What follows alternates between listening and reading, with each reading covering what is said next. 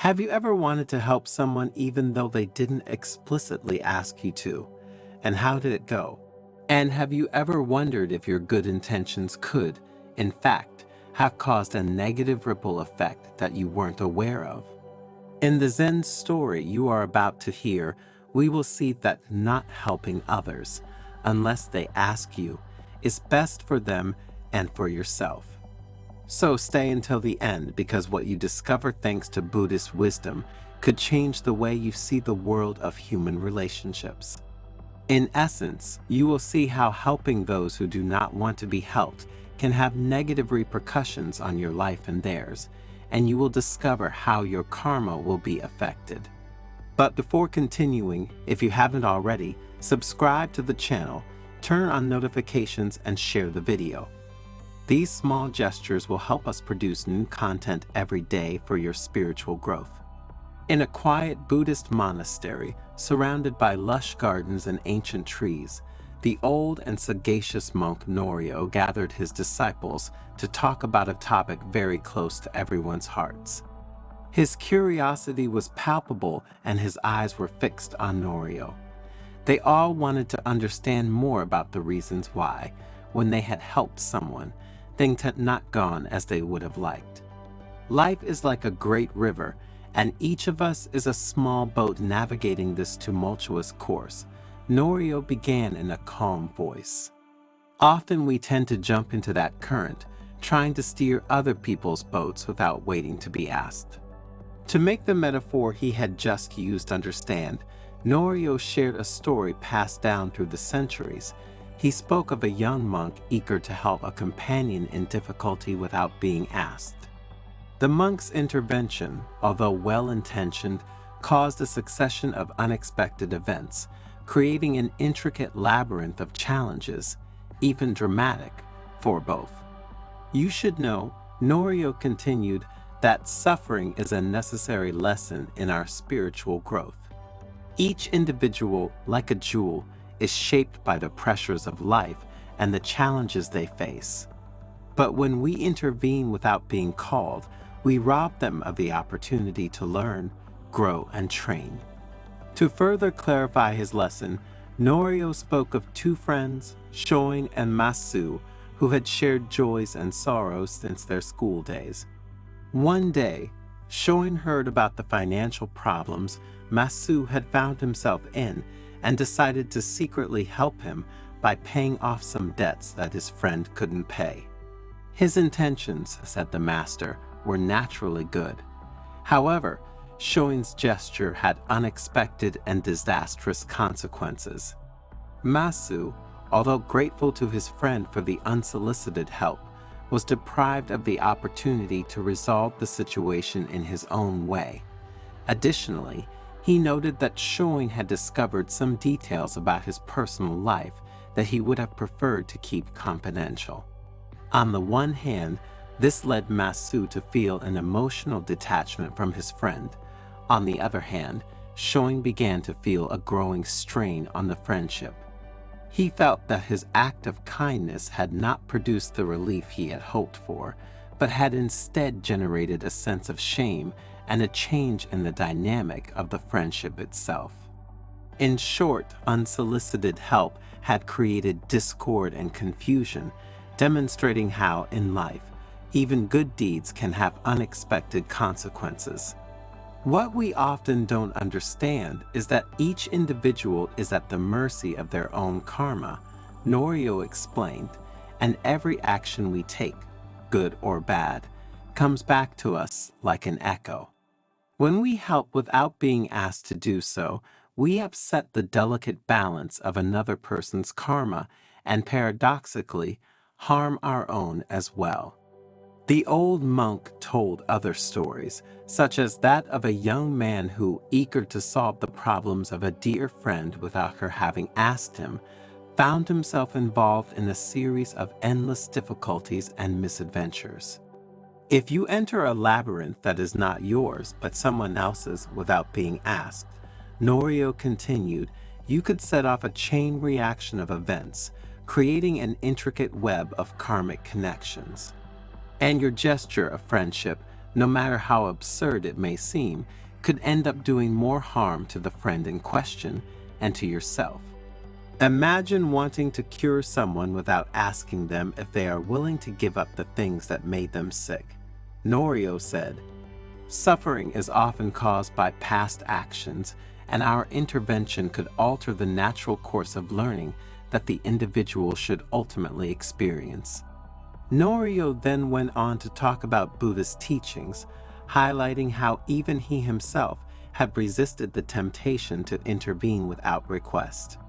Buddha, the monk explained, had understood the sacredness of the individual learning process and how the karma of each being must be respected.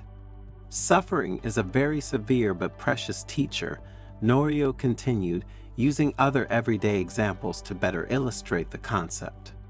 He spoke of the many moments when, seeing a friend or family member in difficulty, empathy pushed him to offer help, and how instead, Buddha taught the wisdom of waiting for the person themselves to ask for help.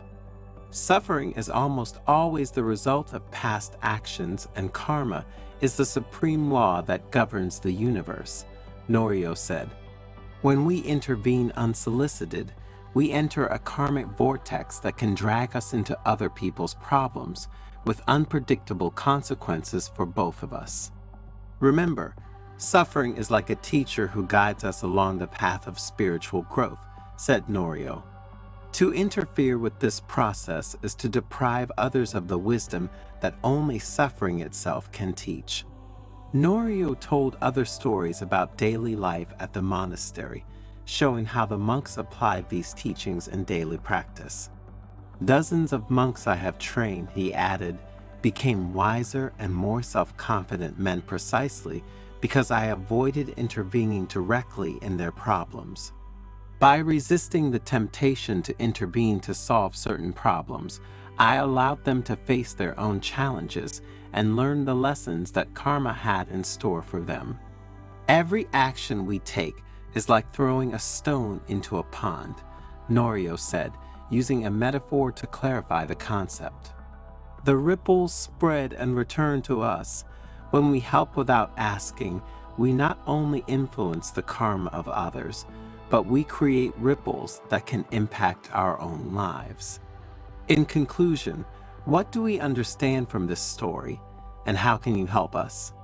The moral we can draw from this story is a reminder of the wisdom of discerning when to reach out and when to wait.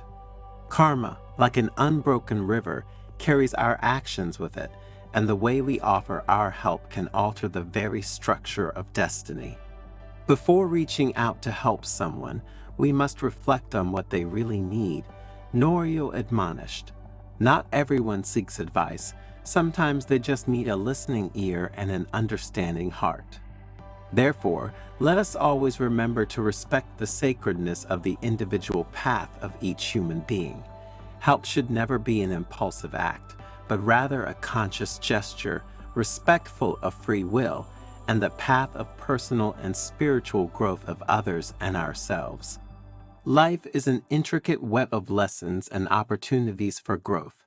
When we offer our help without being called, we can deprive others of the precious opportunity to learn about themselves. Wisdom lies in recognizing that sometimes the best lesson is the one learned through one's own effort and experience.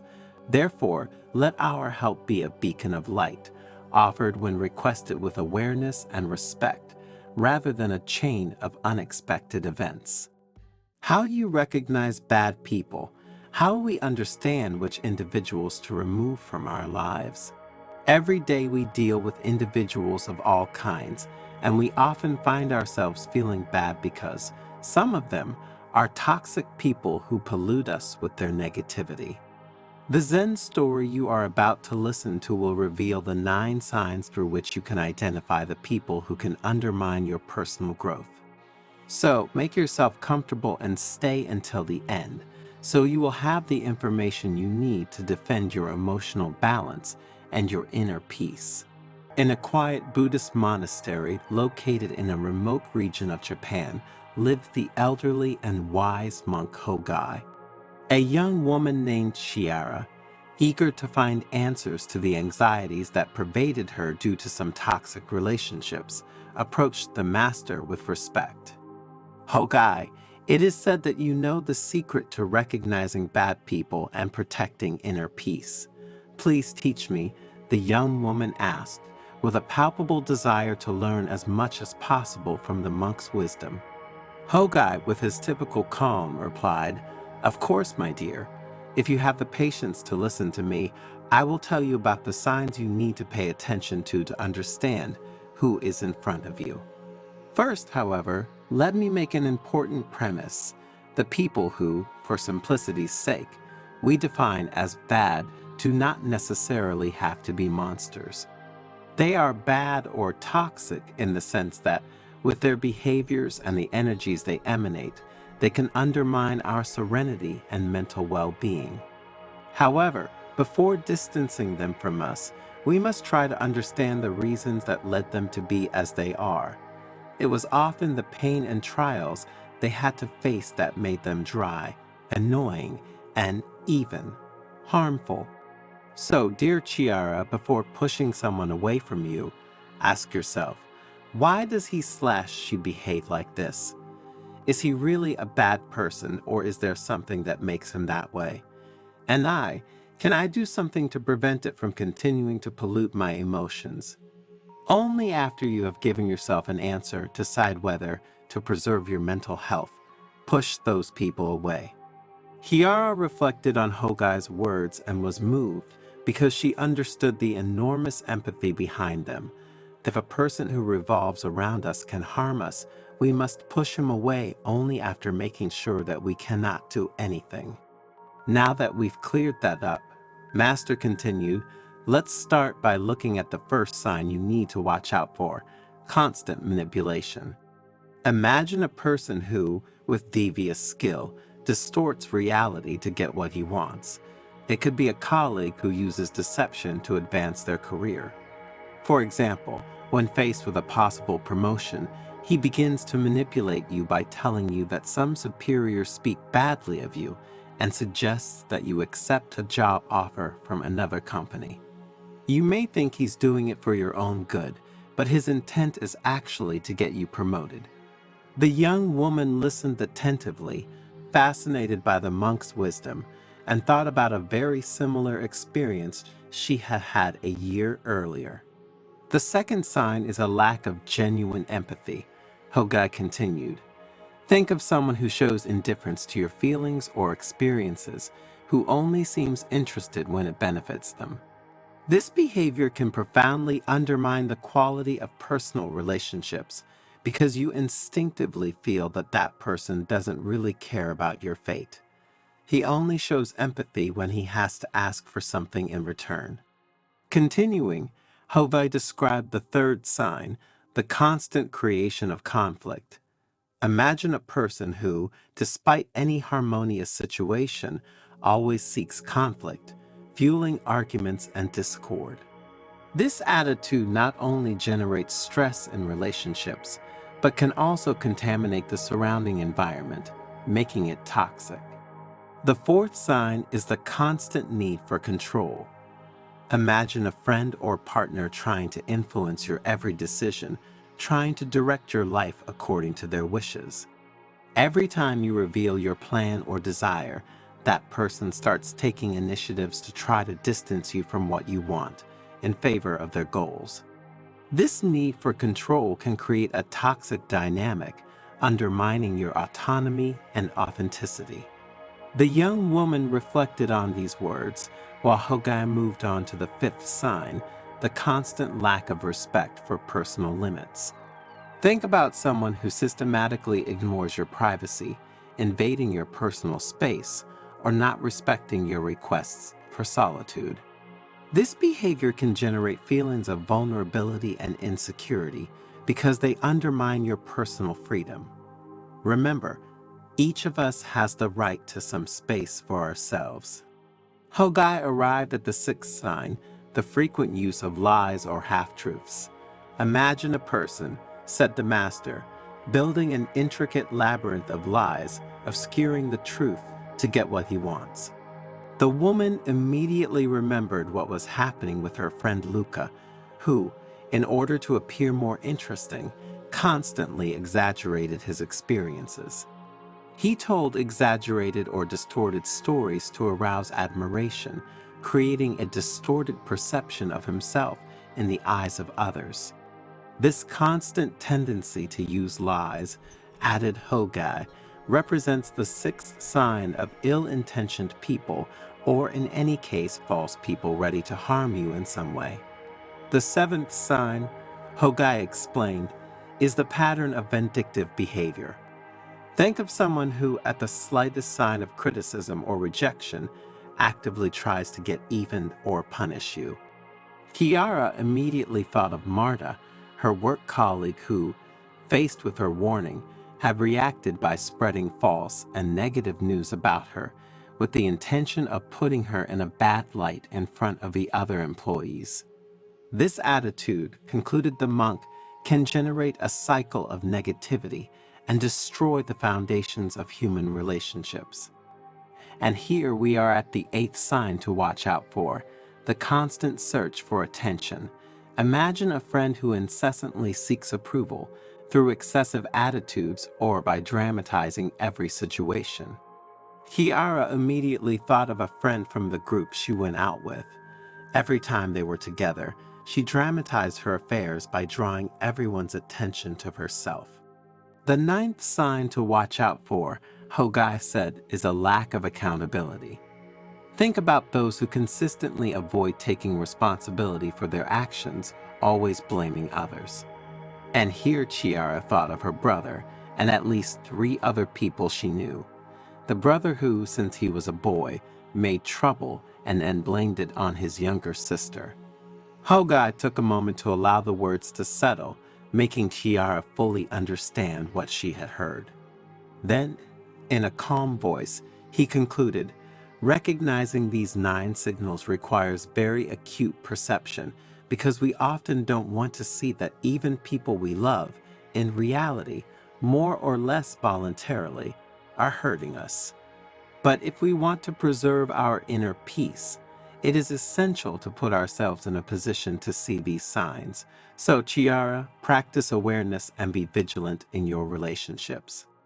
The young woman thanked the master for his precious teachings and expressed all her gratitude, but Hogai felt that there was still something to say.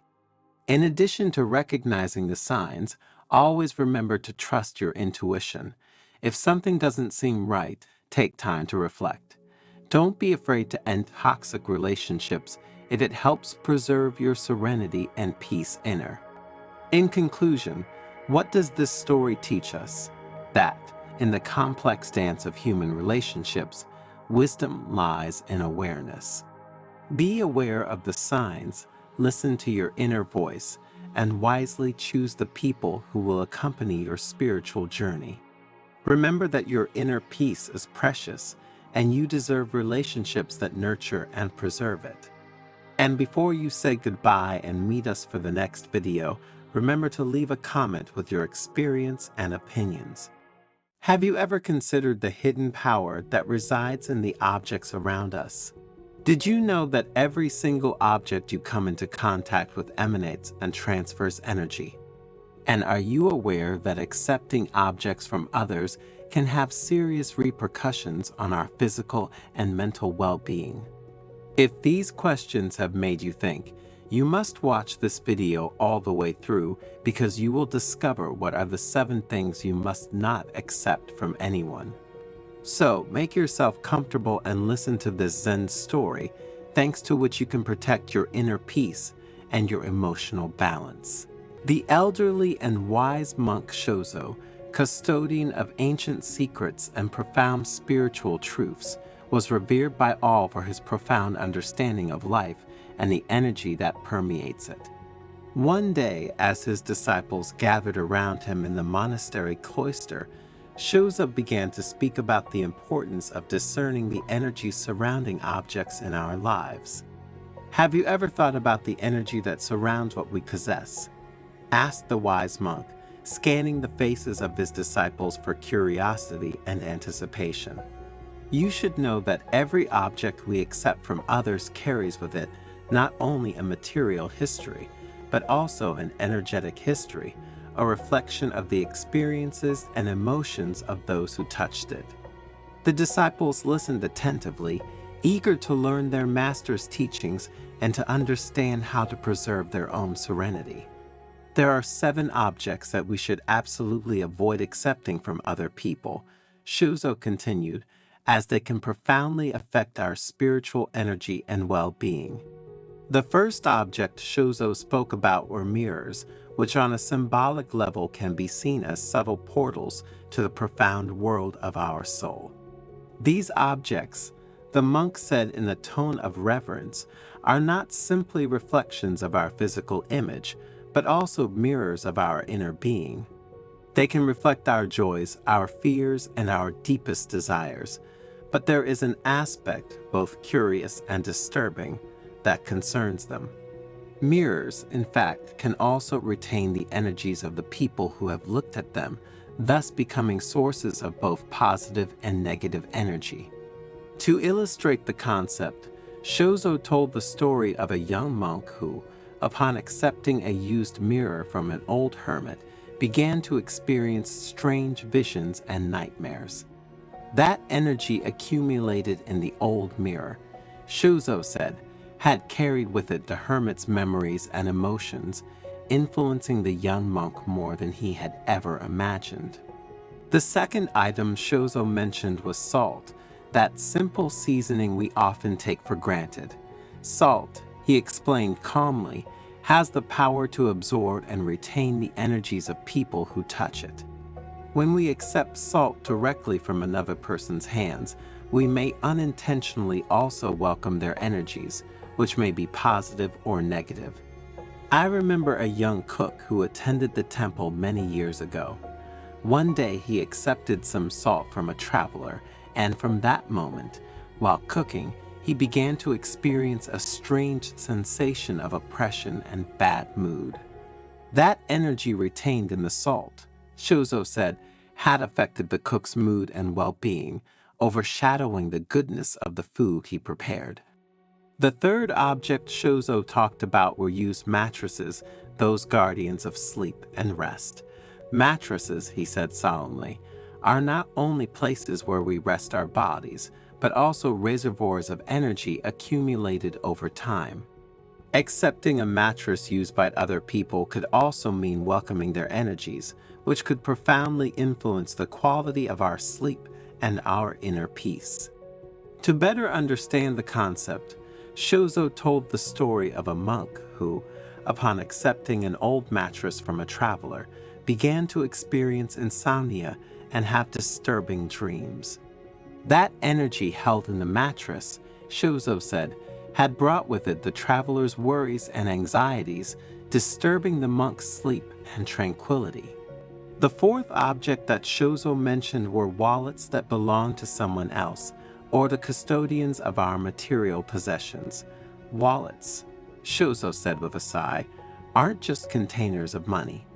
They are also the reservoirs of the financial and emotional energies of the people who have touched them. Therefore, accepting a used wallet from another person could also mean welcoming their energies. And these could influence, negatively, our financial situation and our emotional state. A few years ago, continued the monk, a merchant approached me who, accepting an old wallet from a friend, began to experience a series of financial misfortunes and constant anxiety. That energy held in the wallet, Shuzo said, had brought with it the worries and troubles of its previous owner, thus affecting the merchant's prosperity and serenity. The old pots and pans, or the kitchen tools that keep the secrets of our meals, were the other objects the monk spoke about. Pots and pans, Shuzo said with a smile, aren't just cooking tools. They are also custodians of the culinary and emotional energies of the people who have used them. Accepting pots or pans used by other people could also mean welcoming their energies, which could influence the taste and quality of the food we prepare. Regarding this theme, Shozo told the story of a woman known and appreciated by all as an excellent cook. One day, the woman accepted an old pan from a relative, and from that day on, she began to experience a sudden decline that led her to not cook as well as she used to. That energy held in the pan, Shozo said, had carried with it the memories and emotions of its previous owner, thus influencing the flavor and goodness of her dishes. Other objects that, according to Shozo, we should never accept from others are used religious or spiritual objects, those amulets and talismans that we often carry with us for protection. These religious or spiritual objects, the elderly monk said with a serious expression, are not only symbols of faith, but also custodians of the spiritual energies of the people who have touched them. Accepting religious or spiritual objects used by other people could also mean welcoming their energies, which could influence our spiritual practice and our relationship with the divine. To clarify the concept, Shozo told the story of a devotee who, accepting an old talisman from a friend, began to experience a series of very intense spiritual visions and sensations. That energy held in the talisman, Shozo said, had carried with it the experiences and emotions of its previous owner, thus strengthening the spiritual bond and protection of the devotee. While the disciples were increasingly fascinated by their mentor's words and reflected on the times they had accepted objects from someone, the monk continued his lesson by talking about jewels and objects of sentimental value.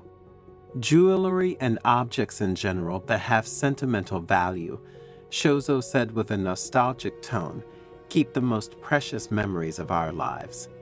They are not only ornaments, but also custodians of the emotional energies of the people who wore them, and accepting them could also mean welcoming their energies, which could influence our feelings and memories associated with those objects. Many people, added the monk, when they inherit jewels from a mother or another ancestor, begin to experience a series of very intense emotions and memories linked to their childhood. That energy held in the jewels, Shozo said, carries with it the love and affection of the loved one who is no longer with us, thus recalling the sweetest moments of his or her life. While the sun hid behind the mountains and the silence surrounding the monastery provided moments of peace, Shozo looked at the disciples with compassion and continued, remember that our energy is sacred and precious. Be aware of what you accept into your life, as each object carries with it a story and energy that can influence your inner being. The valuable lesson I would like you to take home is that we are responsible for the energies we bring into our lives. Every object, even the most seemingly harmless, can transmit vibrations that influence our physical, emotional, and spiritual well-being. It is therefore important to be aware of what we accept into our lives and choose wisely what surrounds us. Whether it's a gift from a friend or a personal purchase, we take control of our energies and intentionally create a space of harmony and positivity. Sometimes we are so good and kind that we forget ourselves, allowing others to use us. We believe we must always be kind, and we end up becoming invisible. Have you ever wondered why you tend to be too kind, or because, on the contrary, there are people who are always kind and ready to help you, even when you don't ask them for help?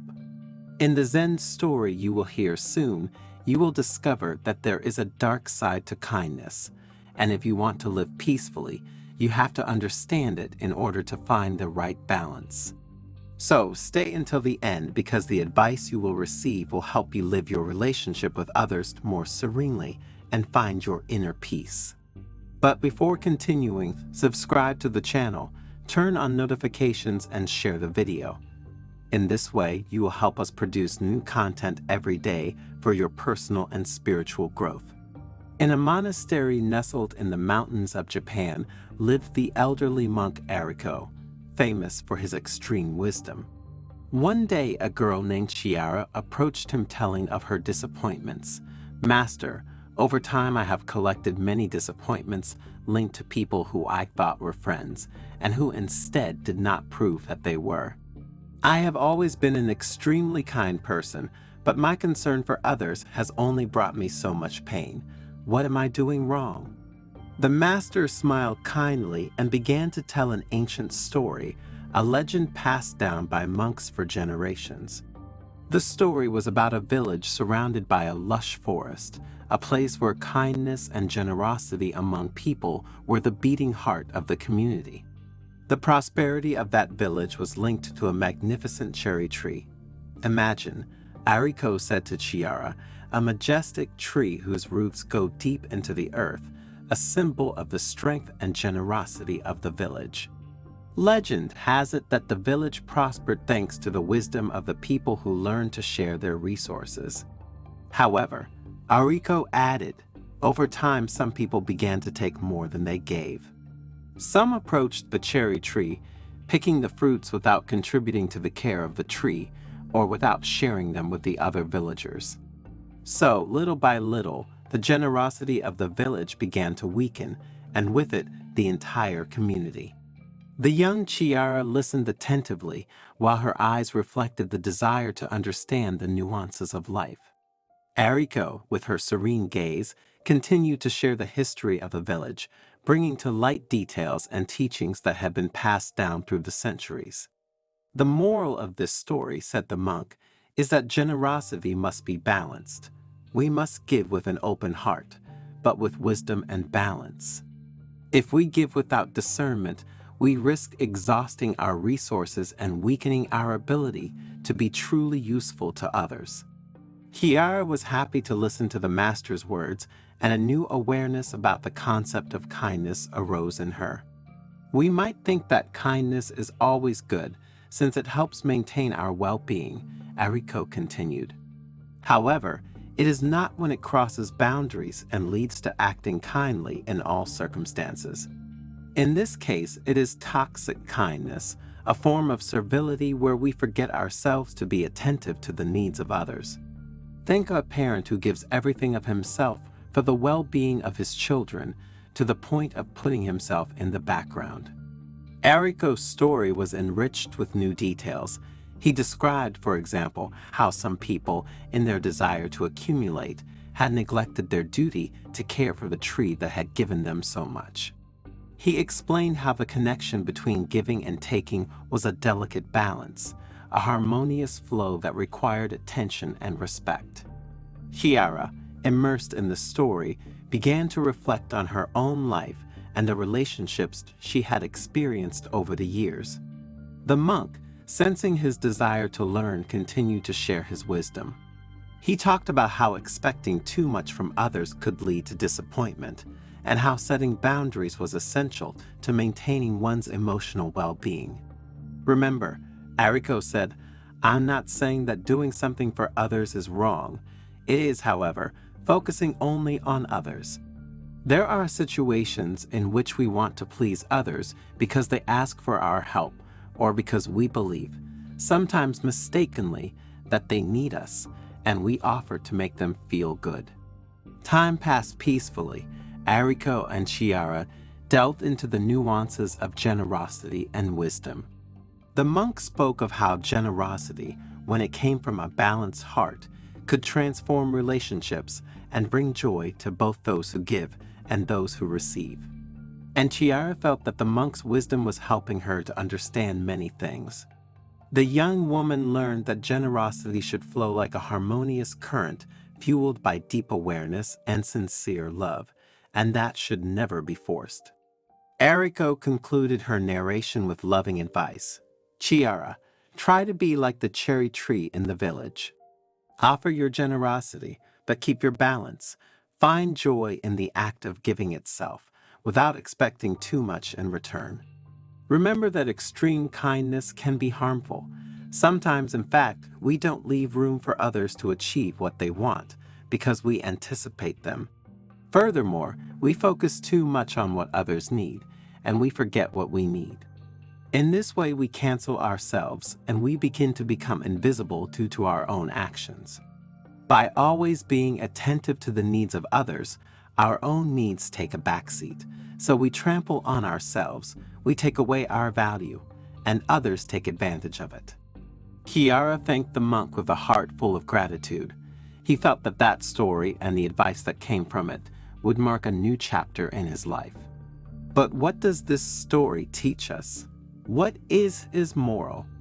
That generosity is a powerful gift, but it must be cultivated with care and awareness if we want it to bring benefits both for us and for those who receive our help. Balance in giving and receiving is the key to a fulfilling and meaningful life. If we are too kind, if we are willing to do whatever is asked of us just to be considered good people, we end up no longer knowing how to say no and being exploited. In the long run, this could have repercussions on personal motivation, self-esteem, and our mental balance. So, what to do? Stop being good people? No, because there are various ways to be kind in a healthier way. You can set limits, making others understand how far they can go. Say goodbye to guilt, learning to say no when you can't or don't want to go further. Draw up a list of priorities so as to continue helping others, but without putting yourself aside. Remember, be kind, but not overly so. This could harm yourself and even those you want to help. What do you think? Write it in the comments and let's talk about it together. Is helping others a noble gesture or a useless sacrifice? Are you among those who always worry about others? And are you among those who put aside their own needs to help those in need? If so, have you ever wondered whether your altruism, however noble, may actually hide pitfalls? What if, paradoxically, your help, instead of bringing relief, could actually harm both yourself and the person you are helping? If you stick around to the end of this Zen story, you'll discover 10 surprising ways you can hurt yourself by helping others. Because there is a dark side to helping people, and it's important for you to know it. And we will see it thanks to this Zen story steeped in Buddhist wisdom. In an era in which individualism seems to reign supreme, there are still those who believe in the power of good and the strength of compassion. But how can we discern authentic help from a useless sacrifice? How to avoid falling into the traps of excessive protection, intrusiveness, or lack of respect? Get ready for an introspective journey that will lead you to reconsider the very concept of help. Through the wisdom of an elderly Zen master and the stories of his disciples, you will discover how a gesture of altruism can turn into a boomerang if not accompanied by awareness and discernment. In an ancient Buddhist monastery located among the mountains of Japan, Master Teiko sat surrounded by his pilgrims and disciples. Today, I will talk to you about an often overlooked aspect of the spiritual path, the dark side of helping. Teiko began in a calm voice. Helping others is a noble and precious action, but if not practiced with awareness, it can hide unsuspected dangers for our mental well-being and our spiritual growth. The disciples listened attentively, attracted by the words of their mentor. They had always believed that helping others was an act of pure goodness, without shadows or contradictions. Like a rushing river, our compassion can overwhelm ourselves and those we intend to help, undermining our inner peace, continued Master Teiko. If we completely immerse ourselves in the suffering of others without maintaining the right distance, we risk being overwhelmed by darkness and losing our inner light. The disciples nodded, reflecting on their past experiences. They had helped friends through difficult times, dedicating themselves body and soul, but in the end they had felt frustrated, resentful, and lost. To help authentically, we must first cultivate our own inner peace and emotional balance, explained Master Teiko. Only from a serene source can pure and beneficial help flow. If we ourselves are troubled and unstable, we cannot bring true relief to others. The disciples began to understand that true compassion was not a blind sacrifice, but a conscious act that required inner strength and wisdom. We must learn to discern between what is truly useful and what risks harming us, continued the monk. Sometimes our desire to help can be motivated by selfish needs, such as the need to feel indispensable or to receive approval. In these cases, our help will not be genuine and may even cause harm. The disciples looked within themselves, wondering if their actions had sometimes been guided by motivations of this kind. To help purely, we must be rooted in the present, free from expectations and attachments, Master Tako stated. We must offer our help with an open heart, without expecting anything in return, and accept that sometimes our help may not be appreciated or even rejected. True compassion is not tied to the outcome, but to the sincere intention to alleviate the suffering of others. Remember, the Master continued, that the spiritual path is a journey of personal growth. Helping others is an important aspect of this journey, but it must never dim our inner light. Let us learn to help with wisdom and compassion, supporting others without losing ourselves. Tako's words resonated in the hearts of the disciples, illuminating their spiritual path. Now, I'm going to teach you 10 ways you can hurt yourself when you try to help someone, the monk said in a calm voice. Knowing them, he continued, will allow you not to suffer and not to make others suffer. Imposing one's will is like a river trying to divert its course, said the monk. One day, a young monk named Kenshin came across a village inhabited by poor and oppressed people. Moved by compassion, he decided to help them improve their living conditions, and with great zeal, he began to impose on them his ideas about how they should live, work, and worship. However, as time passed, Kenshin realized that his help was not welcome. The people of the village saw him as an arrogant intruder who did not understand their culture and traditions. Kenshin felt frustrated and disappointed, unable to understand why his sacrifice was not appreciated. Master Tako explained to his disciples that Kenshin's mistake was to impose his will on others without respecting their freedom and autonomy. True help does not consist in shaping others according to our ideas, but in supporting them on their path of personal growth, he said. How can we help others without imposing our will on them? Asked a disciple. We must learn to listen carefully, understand their needs, and offer our support in a respectful and non-intrusive way, Tako replied. Ignoring your needs is another mistake you shouldn't make, he continued. One day, a young nun named Sakura dedicated herself body and soul to caring for a sick elderly man. She spent days and nights by his side, neglecting for sleep, nutrition, and health. However, as time passed, Sakura became seriously ill. She no longer had the strength to care for the elderly man and was forced to retreat. She felt guilty and frustrated, convinced that her sacrifice had been in vain. Sakura's mistake had been to ignore her own needs to help others. True help cannot arise from blind sacrifice, but from conscious compassion that also includes self-care. How can we help others without exhausting our resources? Tako asked his disciples. We must learn to take care of ourselves, both physically and emotionally, in order to offer lasting and authentic support. Taking responsibility for others is too great a burden, said the monk, introducing another way of helping others that brings pain and frustration. One day, a monk named Taro came across a friend who had lost his job and family. Moved by compassion, Taro decided to take care of him, offering him a place to live and food to eat. However, as time passed, Taro noticed that his friend showed no desire to improve his situation. She relied on him completely, without looking for a new job or trying to reunite with her family. Taro felt frustrated and resentful, as if his burden had become unbearable, and he realized that his help was not doing his friend any good, preventing him from taking responsibility for his life.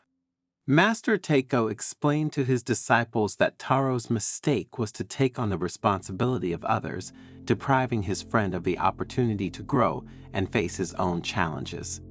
Real help consists in encouraging autonomy and responsibility, not in replacing others. How can we help others without carrying their burden? Asked a disciple. We must learn to create a supportive environment that fosters growth and autonomy, encouraging people to take responsibility for their own choices and actions, replied the monk. Invading privacy is another way of harming oneself. It's like a flower that withers because the sun is too strong, continued the monk. One day, a nun named Hanako became very worried about a friend of hers who seemed depressed and isolated. Trying to help her, Hanako began asking her persistent questions about her private life, pressuring her to share her secrets and fears. However, as time passed, the friend felt more and more oppressed and suffocated, so he shut himself down, refusing to share his feelings and distancing himself from Hanako. Hanako felt frustrated and confused, unable to understand why her attempt to help had such a negative effect. Hanako's mistake, Takeo explained, was to invade her friend's privacy, not respecting her need for space and confidentiality. Real help is creating a safe and welcoming environment where people feel free to share what they want without pressure or expectations. So how can we help others without invading their privacy? We must learn to respect their boundaries and give them the time and space needed to process their emotions and deal with their difficulties. Another mistake not to make when we try to help others is to lose our identity. One day, a monk named Kenji met a very talented artist, but with an introverted and insecure character. Kenji, admiring his art, decided to help him become known and successful. She encouraged him to enter competitions, organize exhibitions, and promote his work. However, as time passed, Kenji realized that his support was unintentionally dimming the artist's inner light who, driven by the desire to please Kenji, began to distort his artistic style. And by conforming to public expectations and market trends, the artist's paintings had lost their originality and depth, becoming mere copies of what was required by the market. So Kenji began to feel guilty for having contributed to this decline, for having unintentionally pushed the artist to betray his true artistic essence. How can we help others without making them lose their identity? Asked a disciple. Encouraging them to express their true essence, we need to give them the space and support to explore their creativity and express themselves authentically, Takeo replied. Disrespect is another way of hurting the people we want to help and ourselves, the monk continued. One day, a woman named Yukiko came across a group of children playing on the street. Noticing their rude and disrespectful behavior, Yukiko decided to intervene. He scolded them severely, trying to teach them the rules of good behavior. However, as time passed, Yukiko noticed that the children were not receptive to her teachings. In fact, his severity distanced them even further, making them feel judged and misunderstood. Yukiko realized that her approach was not effective. True teaching cannot arise from coercion and reproach, but from respect and understanding. With a new attitude, he began to listen to the children carefully, trying to understand their reasons and emotions. And, instead of judging them, he offered to help them find creative solutions to their problems, encouraging them to express themselves in respectful and constructive ways. Over time, the children began to change their attitudes.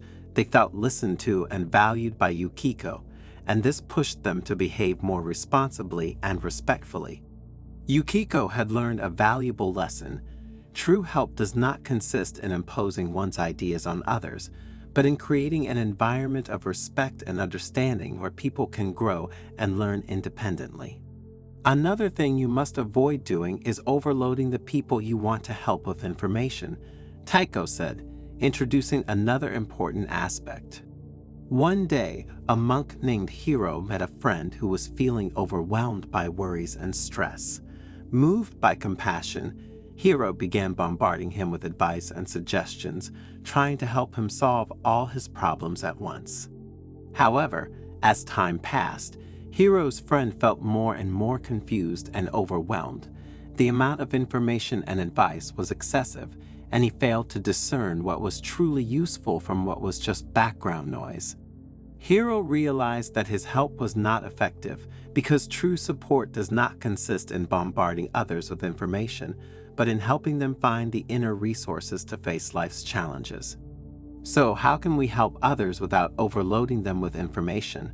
We must learn to listen to their needs, understand their situation, and offer them our support in a targeted and non-oppressive way.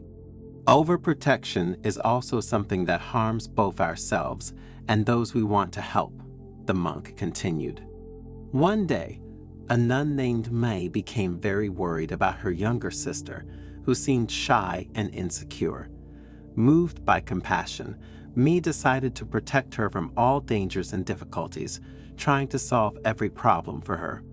However, as time passed, Mai's little sister became more and more frustrated and dependent on her sister. She did not have the opportunity to develop her skills and autonomy, and she felt unable to face life's challenges on her own. Mai realized that her help was not effective because true support does not consist in protecting others from every obstacle, but in helping them develop the strength and resilience to face life's challenges independently. With kindness and patience, Mai began to encourage her little sister to make her own decisions, face her fears, and learn from her mistakes. He offered her his support and encouragement, but he didn't stop her from having her own experiences, making her own mistakes, and growing as a person. Mai had learned a valuable lesson. True help isn't about doing things for others, but about helping them discover their inner strength and realize their full potential. So how can we help others without overprotecting them? We must learn to trust them, encourage them to make their own decisions, and face life's challenges with courage and determination. Lack of detachment is another way to hurt yourself. One day, a nun living in the monastery dedicated herself body and soul to caring for a sick friend. He spent days and nights at his side, neglecting his sleep, his nutrition, and his health until he became ill and could no longer be useful. The friend, realizing her state of suffering, asked her to take care of herself. He told her that his help was invaluable, but that it could not be effective if she was unable to recharge her energy. "Master, how can we help others without losing sight of ourselves?" asked a disciple. "We must learn to set healthy boundaries, take care of our physical and mental well-being, and recharge our energy so we can offer lasting and authentic support." But what does this story teach us? As Master Teiko explained to his disciples, helping others is a noble and compassionate act, but it must never turn into a sacrifice that harms ourselves. True support is finding a balance between giving and receiving, between compassion and wisdom. By helping others with awareness and love, we can help create a more harmonious and compassionate world for all. Are you among those who have a large number of friends, or, on the contrary, among those who have nothing? Or do you have few but good ones, as they say? Friendship is a serious thing, and today this term is used too easily. It is enough to have acquaintances to define them as friends. You realized. In this video, thanks to a Zen story that talks about personal growth, we will see what it means to not have friends and whether it is this, we should worry or not. So stay until the end, because the moral of this story will make you understand many things, making you understand how to really read the term friendship. A girl named Elena, a kind and pure-hearted person, often felt sad and lonely. He looked around and saw the other inhabitants of this town with their groups of friends, laughing and sharing happy moments together. This vision caused her a feeling of emptiness and lack, since she had no people with whom to share her life. One day, while traveling through Japan, he decided to seek solace and advice from the monk Kobo, a wise hermit who lived in a small monastery on the outskirts of a town. The monk was known for his wisdom and compassion, but above all for his solitary life. That's why Alina understood that that monk would be the right person to ask for an opinion about her loneliness. "Monk Kobo," Alina said quietly, "I feel lonely, and it seems that the lack of friends is a problem. Everyone around me seems happy with their friends, and I wonder why I can't have the same joy." The monk Kobo looked at her with compassionate eyes and invited her to sit down. "Alina, friendship is truly a precious gift, but your happiness shouldn't come from how many friends you have. I would like to share with you the reasons why not having many friends, or having any at all, is not something to worry about, but can even be an advantage." The young woman, still immersed in her melancholic mood, asked Kobo to better explain the concept of having few or even no friends. And Kobo, with his wisdom born from decades of studies and reflections, began to reveal the secrets of an authentic friendship. "Dear Alina, the first thing I want to tell you is that relationships and human bonds are something very important. This means that in life, we should not measure them in terms of quantity, but rather quality. Would you rather have a large number of people with whom you can share trivial things, or, on the contrary, a very small number of people with whom to share very intense emotions and moods?" The girl, faced with these rhetorical questions, began to reflect and understand. Many of the people she saw around her were full of friends, but what was the quality of those relationships? She asked herself intimately. Kobo, happy to read in the young woman's eyes that she was beginning to see things differently, continued listing the reasons why having few friends, or none at all, should not be seen as a problem. "Having few friends," he said, "guarantees a certain degree of freedom and authenticity. In this way, it is easier to be yourself and live without restrictions or external influences. Imagine that you love a particular activity which may seem strange or uninteresting to others. If you have few or no friends, you have the freedom to pursue that passion without being judged. Remember, if you want to live a fulfilling life, you don't have to conform to what others think is cool or normal. After all, who decides what normality really is?" Elena thought about one of the things she loved most, observing the starry sky on clear nights. This interest of hers was not understood by her classmates, who made fun of her and saw her as strange. Kobo went on to explain that quantity is never synonymous with quality.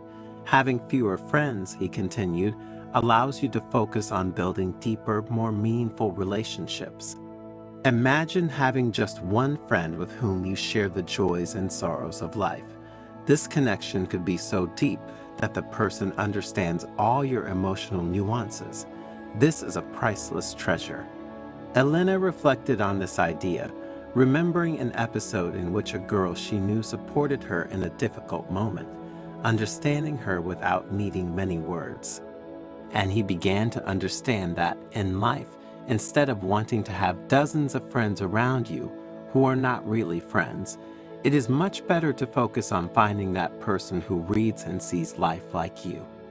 The monk, after giving Elena time to reflect, continued with his explanations and spoke of another reason why he preferred quality over quantity in human relationships. Human relationships, he explained, require a lot of emotional energy. Having few friends allows you to focus this energy on the people who really matter. Kobo, to enhance the idea, used a practical example. Think about how many conflicts or tensions usually occur in large groups of friends. Maintaining small relationships allows you to preserve your positive energy for those who truly support you. If you have to argue with someone, for example, to resolve a conflict, it is much better that it is a person who really matters in your life, or not. Elena found that group dynamics were often stressful, while more intimate interactions brought her joy and comfort. Kobo went on to highlight how loneliness can be an opportunity to explore oneself and grow personally. In the tranquility of your solitude, You can discover hidden passions, latent interests, or unexplored talents. You are not limited by the expectations of others, and this allows you to grow in surprising ways. So, dear Elena, my invitation is to see loneliness in another way as you have done until now. Having few but good friends allows us to more easily find moments to be alone with ourselves, and this significantly helps our spiritual and personal growth. Elena thought about how much time she could dedicate to her personal interests when she wasn't trying at all costs to be with groups of people, and how dedicating herself to herself in solitude distanced her from that search for other people's approval that did her no good. In those moments, he discovered aspects of himself that he didn't even know, and it was beautiful. Finally, Kobo emphasized that the absence of social limitations allows for greater flexibility in each of our lives. Imagine receiving a job opportunity in a faraway place. With no strings attached, you are free to embrace new adventures without having to think about how they will affect your social circle. Elena put herself in the place of those who, with less close ties, had the possibility of taking advantage of opportunities without restrictions. He met people who, thanks to this extreme autonomy, had flown far away to realize their dreams and expectations. Also, Kobo concluded, when you have few friends, but these are genuine, you can move to the other side of the world, but you will never lose them. They will remain by your side, beyond space and time. After listening attentively, the young woman understood that she had developed a new awareness about the concept of friendship. Not having many friends does not mean being alone, but being able to concentrate on one's own interiority and the search for some connections that really matter to her. Master Kobo hugged her gently and added, "Always remember that your happiness should not depend on the number of friends you have, but on the quality of the connections you cultivate with the few you have." I have known people who say they have no friends, only to discover that in their life there was only one person, just one, who counted as 100 friends. And remember something else. People who have few friends are the most authentic and profound people I have ever met. They are people who do not settle for mediocrity. Usually, those who tend not to get along with everyone and want to have few people around them have an extraordinary inner world and truly rare human qualities. In conclusion, what is the moral of this story? That loneliness, seen from a new perspective, can be a valuable ally in the search for happiness, spiritual growth, and personal fulfillment, and therefore should not be feared. And that, to live happily, it is not necessary to have a multitude of friends. You just need to have the right ones, that is, the ones that add real value to your life. Because if you tend to be a loner, it is because you have a higher than average sensitivity. Have you ever wondered how badly spoken words can hurt, and how much destructive force can be hidden in sharp language? And again, have you ever thought about how silence can be a resource for living better and getting what we want? Thanks to the Zen story you are about to listen to, you will discover that the power of silence, according to Buddhist wisdom, allows us not only to live in peace, but also to get what we want. Because words can be light feathers that caress, or heavy stones that leave indelible marks. And in this dance between saying and keeping silent, we should ask ourselves whether silence can be the key to mitigating the destructive power of words. So stay until the end because, in addition to exploring the language of silence, in the last part of the video, we will see the 14 reasons why learning to be silent can give us a better life. But before continuing, if you haven't already done so, subscribe to the channel and activate notifications so you will stay updated on new publications.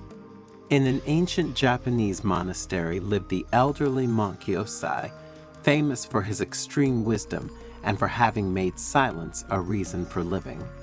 During a lesson, the monk began to talk to his disciples about the importance of silence, taking inspiration from the ancient words of Buddha. Like a secret garden that guards our existence, Yosei began, words are seeds that can give life to flowers of joy or sting like poisonous thorns. Remember that the tongue we use is like a sharp blade, capable of cutting deeply. Then, smiling at those who listened attentively, he explained that according to Buddhist philosophy, misused words can be dangerous weapons, even if they do not inflict physical wounds. Words, Yosei pointed out, have the power to hurt emotionally, to create invisible scars on the soul. It is crucial to understand their potential, to understand how they can build, but also destroy. When we speak words with kindness and wisdom at the right time, we can open doors to success. Conversely, if we speak rudely or at inappropriate times, we can wreak havoc on the fabric of our lives. Listen to this story, said Yosei. In a city vibrant with life, there was a famous showman known for his eloquence. Every square, every theater was his stage, and his speaking was like a spell that captured everyone's attention. The showman, however, was tormented by his inability to find his inner peace.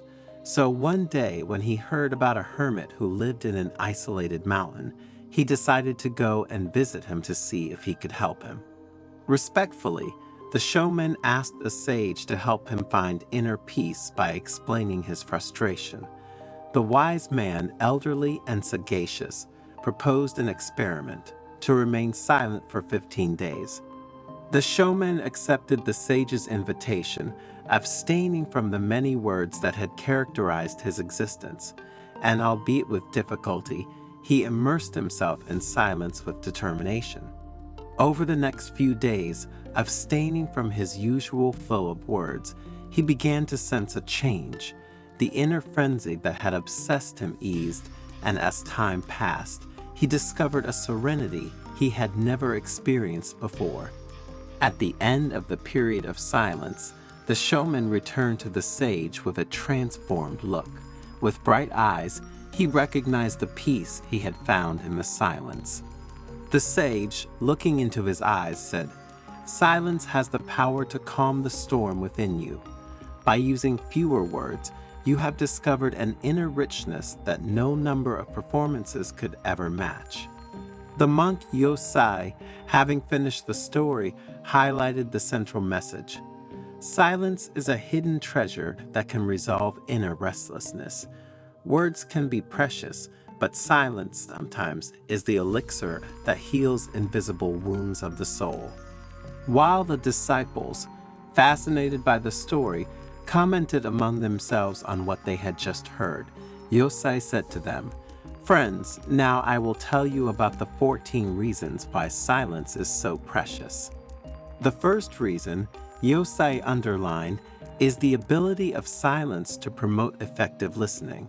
My experience has taught me that silence allows us not only to hear the words of others, but to grasp the implicit meaning behind expressions and gestures.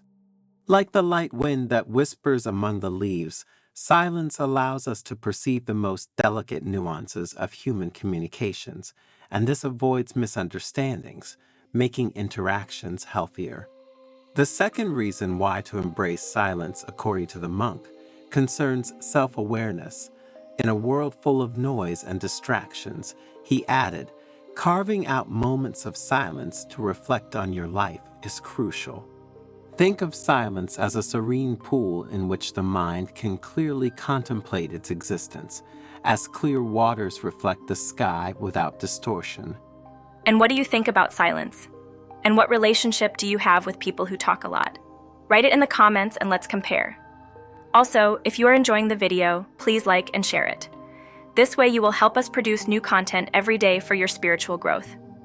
The third reason, according to Yosei, is linked to the practice of patience. Just as the gardener waits patiently for flowers to bloom, so silence teaches us to appreciate the calm that comes from patience, the monk stated. In moments of frustration, silence becomes fertile ground in which to cultivate patience, allowing challenges to bloom like flowers after a regenerating rain. Silence promotes reflection and deep understanding, Yosei continued. Like the concentric circle that is created on water when a stone falls, silence allows us to investigate our thoughts and emotions in depth.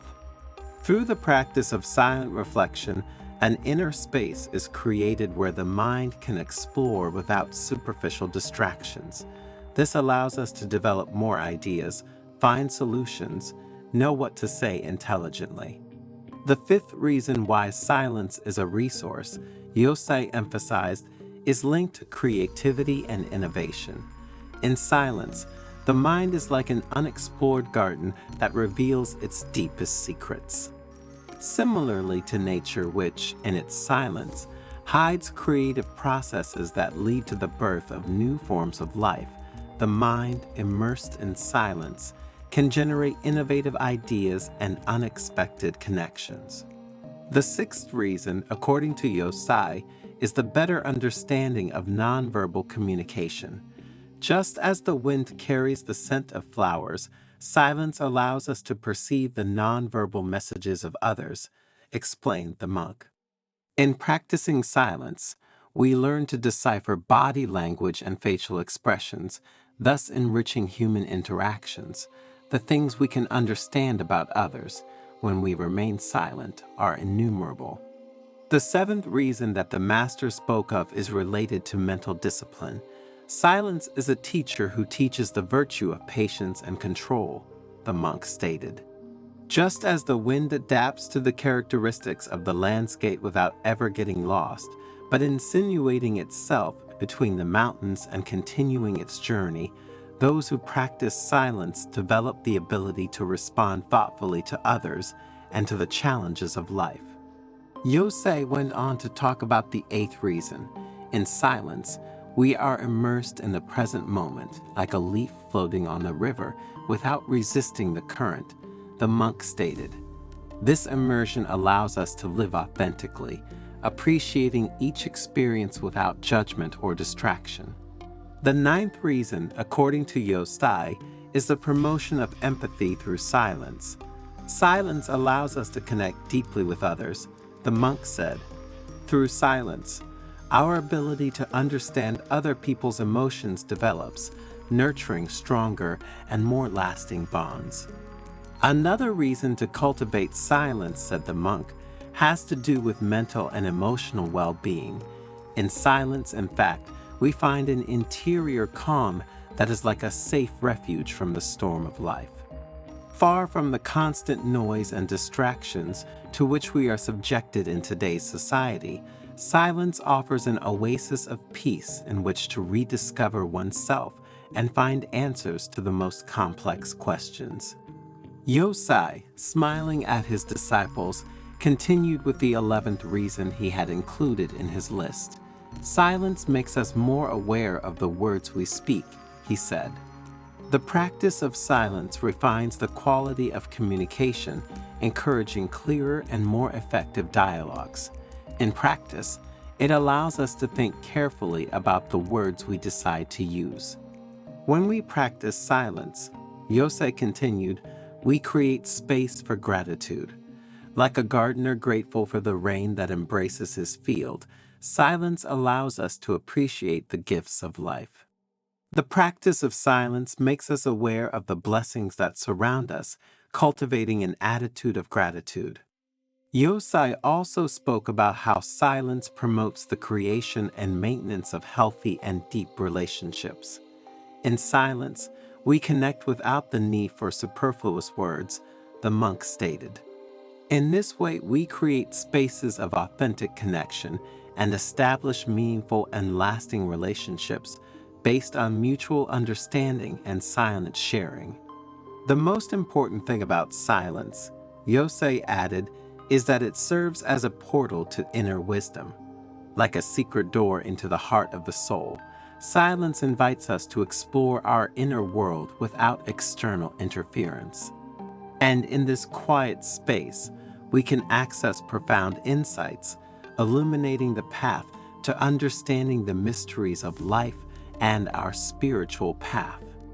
The moral of this story lies in recognizing the value of silence in critical moments. Let us remember that silence, understood as a precious gift, offers us the possibility of truly listening and understanding the transformative power of reflection. Therefore, let us learn to weigh words wisely and to combine them with sweetness. In this balance, we will find a key to building more harmonious relationships and to cultivating the inner peace that comes from the language of silence. Have you ever had the impression that the people around you are just there to use you? Discovering that someone you interact with every day is not around you out of affection, but only out of convenience, hurts a lot. However, it is important to find out so that you can defend yourself and behave accordingly. And in the Zen story you're about to hear, you'll learn about 10 teachings to help you find out if they're using you. So make yourself comfortable and stay until the end, because we assure you that when you have listened to these 10 teachings and the final moral of the story, you will know exactly how to defend your inner peace from certain people. But before continuing, subscribe to the channel, turn on notifications, and share the video. Thanks to these small gestures, you will help us produce new, valuable content every day for your spiritual growth. In a quiet monastery located in the mountains of Japan, the elderly and wise monk Chomi decided to give a lesson on the signs that indicate the selfish intentions of those who approach us. His disciples, increasingly hungry for knowledge, gathered around him, eager to draw new insights for personal growth from Buddhist wisdom. Wisdom lies in the ability to read the teachings that the world and the people around us, present to us, said the monk. The first lesson is the smile. A sincere smile is like a ray of sunshine that warms the heart. But when the smile is forced, and the eyes of the smiler do not participate in the joy, then it is a sign of a hidden intention. Chomi, he pointed to the monastery garden where the flowers bloomed in all their beauty. Remember that, just as a flower opens to the light, so a sincere person opens to the truth. But if you notice a false smile, be aware that there is deception behind it. A young disciple asked, "But how can we recognize a fake smile? How can we be sure that it is fake?" Chomi responded wisely, "Look at the eyes. The eyes are the mirror of the soul. If they do not participate in the smile, if they remain cold and distant, then there is a void between the words and the heart." Imagine meeting an old friend who, although smiling, seems a little distant. Notice that his smile lacks the usual brightness in his eyes. Then you try to engage him in a meaningful conversation, but his expression remains static, and the smile disappears almost immediately after it appears. Remember that an empty smile may be accompanied by stiff facial movements, as if the person is exhibiting an emotion rather than experiencing it. Therefore, if a smile is not very bright and does not last long, the facial movements are rigid, and the eyes do not seem to follow the smile itself, it means that that person is acting. Walking in the gardens together with his disciples, the monk pointed to a small bird hovering in the sky. The second signal is the lightness of the soul. A sincere person is like a free bird in the sky without weights or chains holding him back.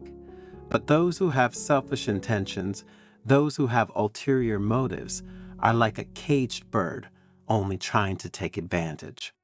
As the disciples contemplated the bird dancing in the air, Chomi added, "People who have ulterior motives, therefore a soul that is anything but light, you identify because their behavior and words are forced." The third teaching through which to understand if a person wants to use us is awareness, continued the Master. If you perceive that someone wants to trap you, using you for his own gain, be aware of your state. Only with awareness will you be able to open the cage and free your soul. Continuing his walk along the monastery gardens, Chomi pointed to the river water flowing relentlessly. The fourth signal is fluidity, he said. Sincere relationships flow like river water, unhindered. But if you notice obstacles, resistance, or manipulation, it is a sign that someone is trying to control the flow of your life. Imagine you are talking to an acquaintance, and you notice that each of your questions receives short and in-depth answers. Any attempt to take the conversation to a deeper level is rejected or ignored. Additionally, the person constantly seems distracted, looking away or checking their phone during the conversation. Or again, he shows nervousness, impatience, as if he wanted to be elsewhere. One disciple asked, "And if we find ourselves being manipulated, what can we do to preserve our emotional well-being?"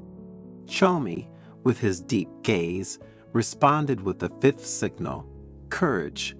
Have the courage to resist manipulation. Like a rock that challenges the currents of the river, stand firm in your truth. Each of us is a unique person, and you must protect this uniqueness. So when someone tries to manipulate you, remember to anchor yourself to your deepest authenticity.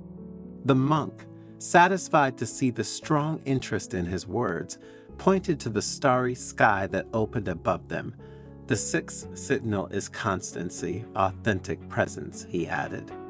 Those who have sincere intentions are like the stars in the sky, always present even in the darkest nights. But he who is only interested in his own gain is like a shooting star, which shines only for an instant before disappearing. A young disciple asked, "But how can we be sure of someone's steadfastness?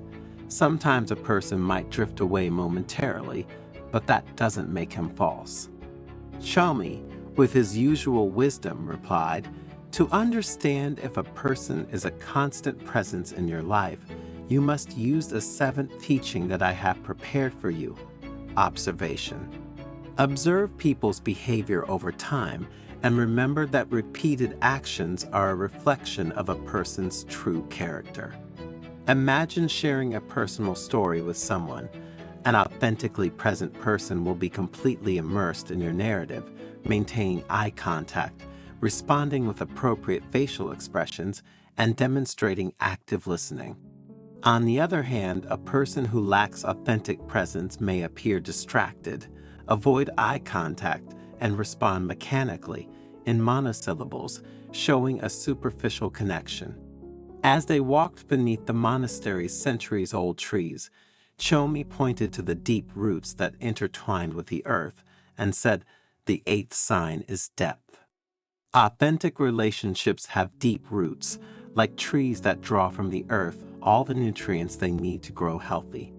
But those who are only interested in the surface, those who do not want to build a relationship of true affection with you, are like grass that withers in the first wind. Imagine two friends facing a difficult period. The one with deep roots in the relationship will be there actively, offering practical and emotional support. He will share similar personal experiences, creating a stronger bond. On the other hand, a friend with shallow roots may show momentary interest, but will lack long-term commitment, revealing a less solid connection. A disciple asked, "What if we find that someone does not have deep roots? What if we see that someone behaves towards us like the grass he spoke of?" Chomi responded by introducing the ninth teaching, wisdom. Understand the true depth of your relationships and act wisely. If someone shows that they don't have or don't want to have deep roots, let them go without regrets. The monk pointed to a lighthouse far away on the coast and spoke about the 10th teaching, guidance. A sincere person is like a lighthouse that lights the way. But if you find that someone is only guiding you towards the rocks, then it's time to change course. But what is the moral of this story? And what does it teach us? Before watching it, if you liked the video, don't forget to support the channel with a super thanks. In this way, we'll be able to produce new valuable content for you. And now we come to the moral of the story. Every season has its secrets, and so it is in the life of each of us, said the monk. We have explored together the signs that indicate who is close to us only to benefit ourselves. Remember, life is like a garden. It flourishes with sincere relationships, but it can also harbor weeds that try to stifle the beauty. We have learned to recognize these weeds, the signs that reveal hidden intentions. Now that you know these secrets, you must maintain your wisdom. Don't reject anyone who approaches you, but be aware. Be like the wise gardener who cultivates carefully, eliminating weeds without ever ceasing to nourish what is authentic. A young disciple raised his hand and asked, "But how can we truly distinguish those who are sincere from those who are false?" And Chomi, smiling, replied, "The answer is within you. Listen to your heart with serenity.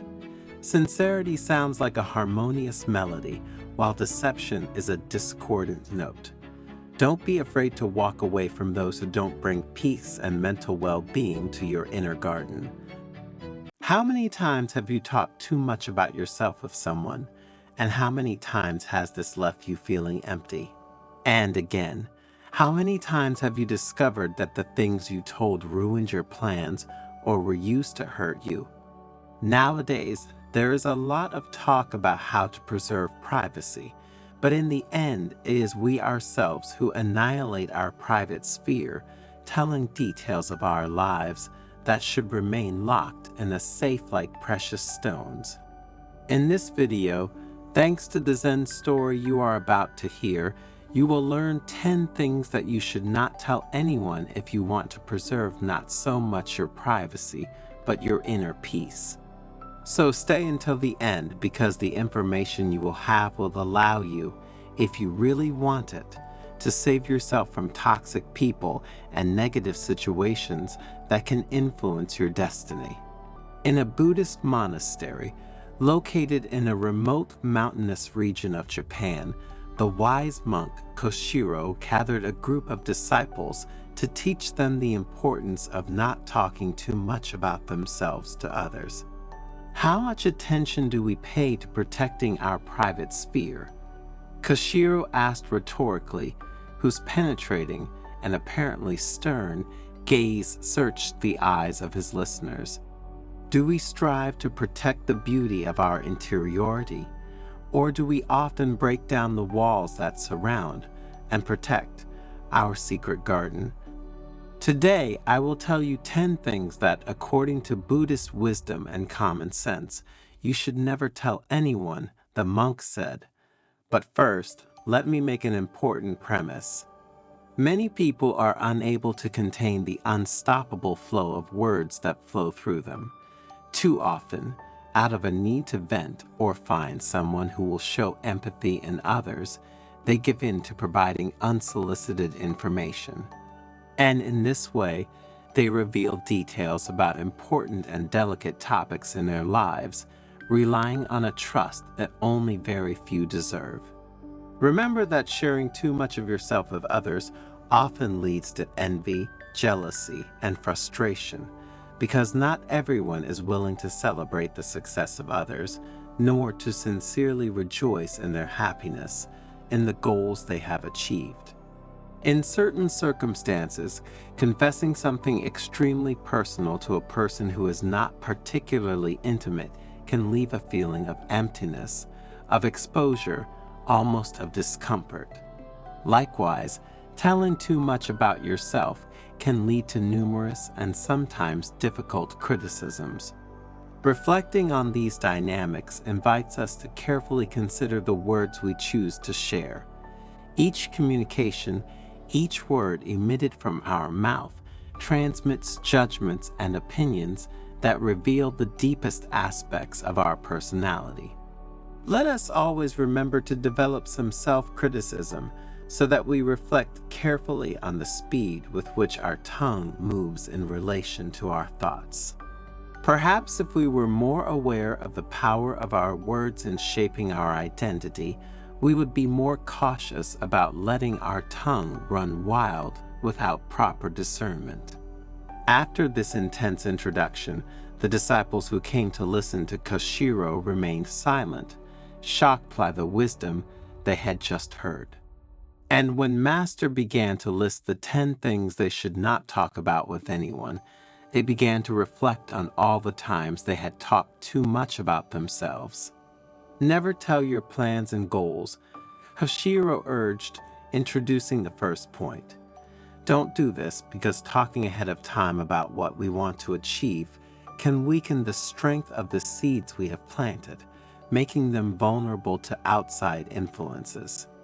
To better understand the concept, the monk told the story of a promising businessman who, by prematurely telling the details of his projects, led some of his competitors to copy him, frustrating his efforts. What happens when we tell our personal facts to others? Koshiro asked, inviting the disciples to reflect on the second point he would speak about. We run the risk of breaking the inner balance, that delicate harmony formed by ideas, images, sensations, and projects in constant change. Do not talk about your private life, the monk warned.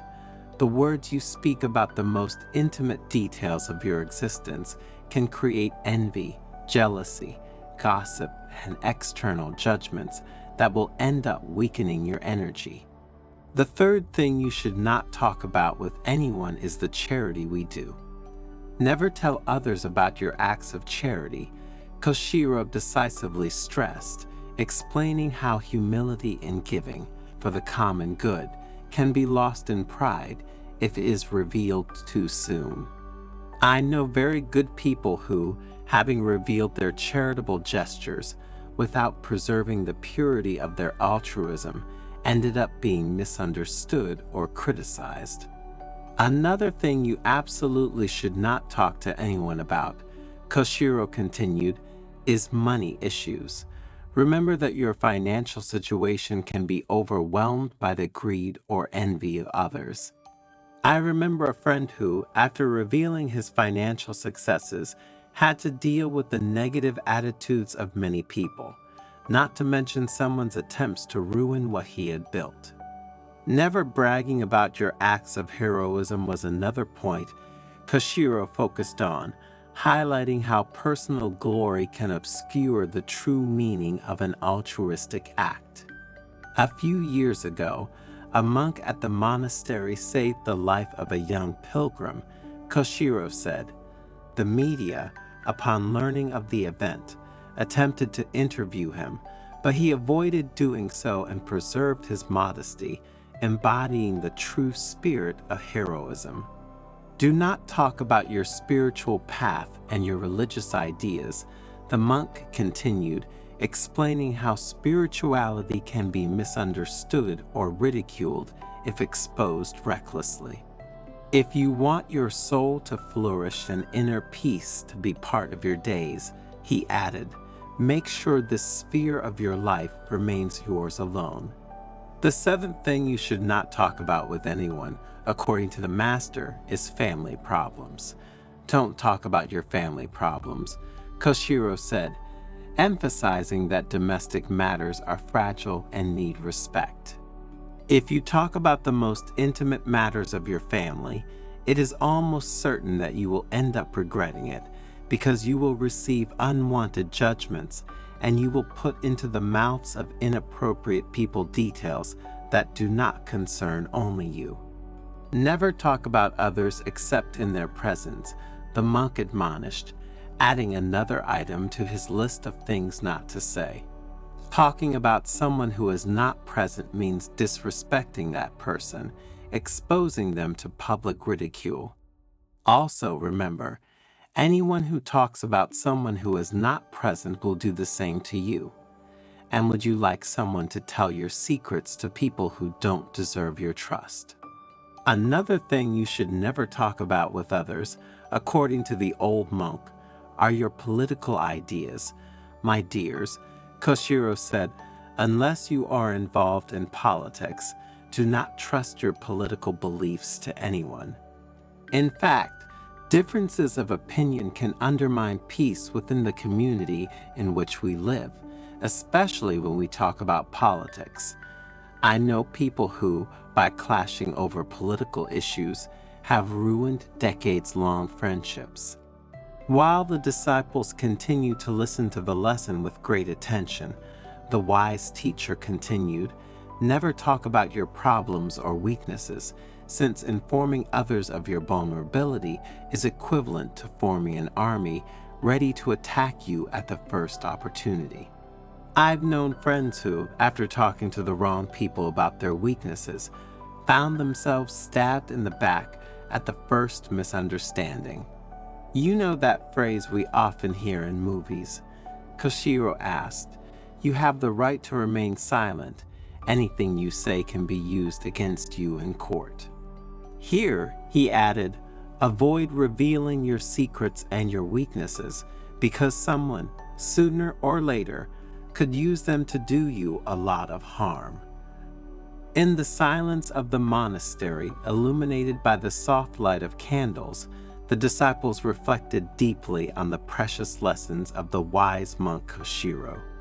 But what does this journey teach us and transmit to us through the awareness of talking too much about oneself? That communication and the use we make of it is extremely important in our lives. Our language, in fact, can shape our internal and external reality, and we must always remember that every word we speak is like a seed thrown on another's soil. If we talk too much about ourselves, we run the risk of seeing our inner garden invaded by external influences, losing the delicate beauty of our unique essence. From this story, we also learn that silence is not empty, but rather a fertile space where deep thoughts and feelings can germinate. A place where we can protect the things and people we care about, as well as ourselves. The secret, therefore, is to learn to guard the treasure of our being without dissolving it too soon in words. Silence is not just the lack of sounds, but a refuge where words take shape with wisdom, where meaning is cultivated before being shared. The moral that we can draw from this teaching is that the value of confidentiality and of speaking reflectively lies in the possibility of cultivating sincere and deep relationships. Not sharing every detail of our lives allows us to protect trust and sensitivity in human interactions. Remember that your life is a secret garden, and choosing which flowers to show the world is an act of deep consciousness. Let us then learn the art of confidentiality, to know the power of our words, and to use silence as a treasure. Let your inner garden bloom delicately, because in that silence you will find the strength and wisdom that only privacy can offer.